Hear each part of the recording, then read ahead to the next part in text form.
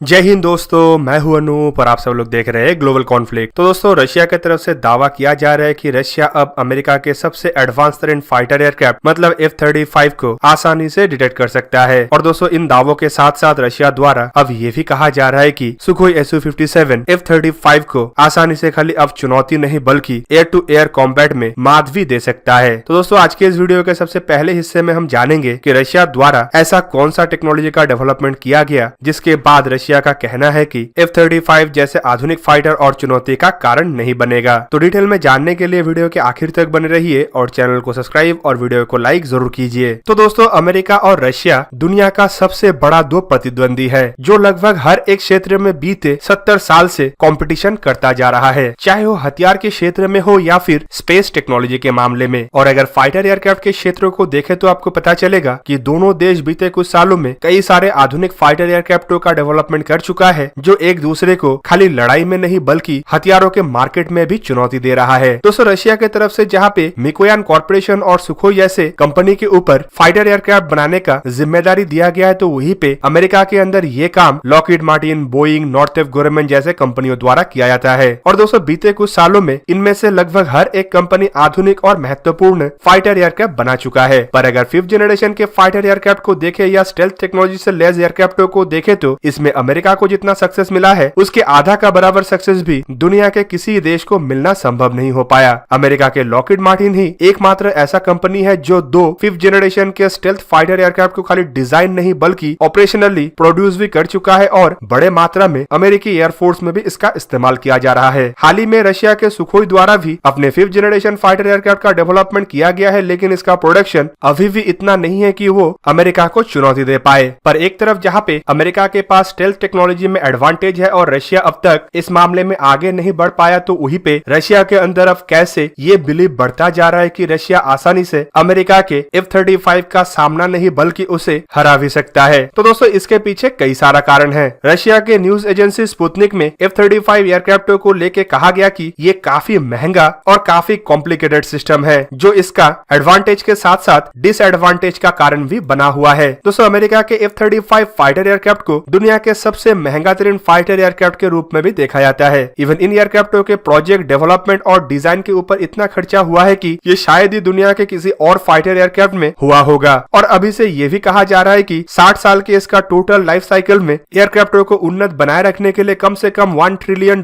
America को खर्चा करना पड़ेगा। और बावजूद इसका कई सारे ऐसे देश है जो इन एयरक्राफ्टों को लेके अभी भी इंटरेस्टेड है, जिनमें यूरोप के देश और अमेरिका के एलाई के अलावा मिडिल ईस्ट के देश भी शामिल है। इवन दोस्तों, रशिया के न्यूज एजेंसीज में ये भी दावा किया जा रहा है कि F-35 एयरक्राफ्ट इतना ज्यादा कॉम्प्लिकेटेड है कि इसमें कई सारे फ्लॉज है। खास करके हाल ही में नेशनल इंटरेस्ट के एक रिपोर्ट में जब खुलासा किया गया कि अमेरिका के F-35 एयरक्राफ्टों में करीबन 871 फ्लॉज है जिसे अमेरिका द्वारा बीते कई सालों से सॉल्व किया जा रहा है। इवन दोस्तों, सॉफ्टवेयर और हार्डवेयर रिलेटेड इन फ्लॉजों को कम्प्लीटली रिसॉल्व करने के लिए अमेरिका को आने वाले और कुछ साल इंतजार करना पड़ सकता है। इवन तो इन एयरक्राफ्टों के कॉम्प्लिकेसी को देखते हुए ये भी कहा जा रहा है कि इन फ्लॉज को दूर करते हुए कुछ और फ्लॉज सामने न आ जाए। दोस्तों, अमेरिका के F-35 एयरक्राफ्टों में कुछ ऐसे खामियां रहने की वजह से अब तक इसे फुल स्केल में या फिर कहे तो इन एयरक्राफ्टों के फुल रेट में प्रोडक्शन भी नहीं किया जा रहा है। बावजूद इसके कई सारे देश इन एयरक्राफ्टों को अभी भी खरीद रहा है और जिन देशों के साथ अमेरिका का समझौता हुआ है उन देशों को अमेरिका द्वारा फाइटर एयरक्राफ्टों के सप्लाई भी किया जा रहा है। इवन दोस्तों, रशिया के भी उच्च अधिकारियों द्वारा माना जाता है कि अमेरिका के फाइटर एयरक्राफ्टों के पास स्टेल्थ सबसे ज्यादा एडवांटेज है। अमेरिका द्वारा एयरक्राफ्टों को इस तरीके से डिजाइन किया जाता है कि इसका रडार क्रॉस सेक्शन मतलब एयरक्राफ्टों से निकलने वाला इलेक्ट्रोमैग्नेटिक सिग्नेचर इतना कम होता है कि कुछ मिनट या कुछ सेकंडों की दूरी से भी इन एयरक्राफ्टों को डिटेक्ट करना काफी मुश्किल होता है। ग्राउंड रडार से छुप के ये एयरक्राफ्ट इतने आसानी से दुश्मन के क्षेत्र के अंदर घुस जाता है कि दुश्मन को भनक भी नहीं लगता कि उसके हवाई क्षेत्र के अंदर घुसपैठ हुआ है। पर दोस्तों, इन उच्च अधिकारियों का यह भी कहना है कि स्टेल्थ टेक्नोलॉजी के लिए अमेरिका द्वारा जितना भी इन्वेस्टमेंट किया गया है आने वाले कुछ ही सालों के अंदर बर्बाद हो जाएगा, क्योंकि रडार टेक्नोलॉजी में जिस तरीके से एडवांटेज दिन ब दिन आते जा रहा है, इससे आने वाले समय में ऐसे भी रडार तैयार हो जाएगा जिनके सामने कोई भी स्टेल्थ एयरक्राफ्ट छुप ना सके। रशिया इस काम में भी तेजी से आगे बढ़ रहा है और हाल ही में कुछ रशिया द्वारा ऐसे ग्राउंड रडारों का डेवलपमेंट किया गया है जो कई 100 किलोमीटर दूर से स्टेल्थ एयरक्राफ्ट और स्टेल्थ हवाई वस्तुओं को डिटेक्ट कर सकता है। इवन रशिया द्वारा अपने active electronic scan array radar मतलब फाइटर एयरक्राफ्टों में इस्तेमाल होने वाले रडारों में भी ऐसे ही तब्दीली किया जा रहा है ताकि ये हवा में में स्टेल्थ एयरक्राफ्टों को डिटेक्ट कर पाए। और दोस्तों इन उच्च अधिकारियों का ये भी कहना है कि हवाई लड़ाई में अभी तक भी ऐसा समय नहीं आया है कि हम डॉग फाइट को नजरअंदाज कर दे। हवाई लड़ाई का आखिरी हिस्सा है डॉग फाइट, जहाँ पे दोनों एयरक्राफ्ट एक दूसरे के सामने जरूर आएगा और क्लोज कॉम्बैट में कोई भी स्टेल्थ या